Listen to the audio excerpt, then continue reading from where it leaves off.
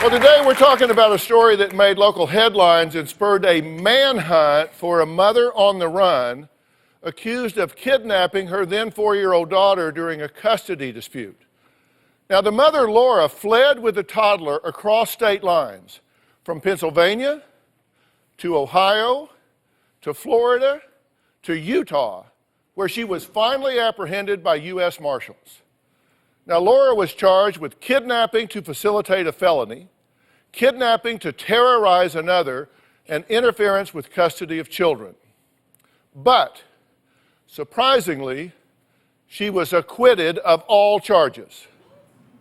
Now, Laura says her estranged husband is the one committing a crime by withholding their daughter from her. In fact, since their time on the run, she hasn't seen her child, and get this, it's been 4 years.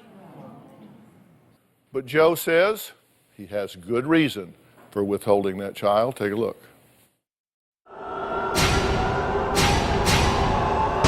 Laura had threatened that she would kill my daughter and herself. She threatened to go on the run multiple times. She bought a handgun and she started to threaten killing herself various times, shooting me various times. Whenever she started to threaten to kill my daughter, that's when it became something that I couldn't accept. The custody hearing, she didn't show. And at that point, I didn't know if I would ever see my daughter ever again, let alone alive. My worst fear is that she would be killed by her own mom.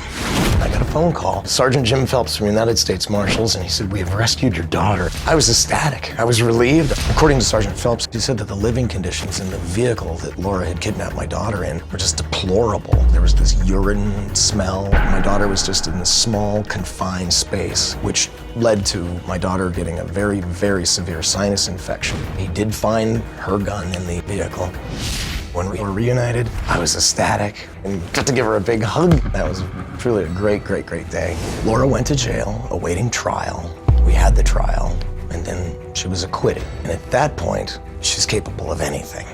I look over my shoulder every time I take my daughter to school. What's she going to do? Is she going to kill our daughter and herself and me? One of my fears is that if Laura had any kind of visitation to our daughter, she would just take off again. I never want to lose my daughter again. I'm not going to let that happen.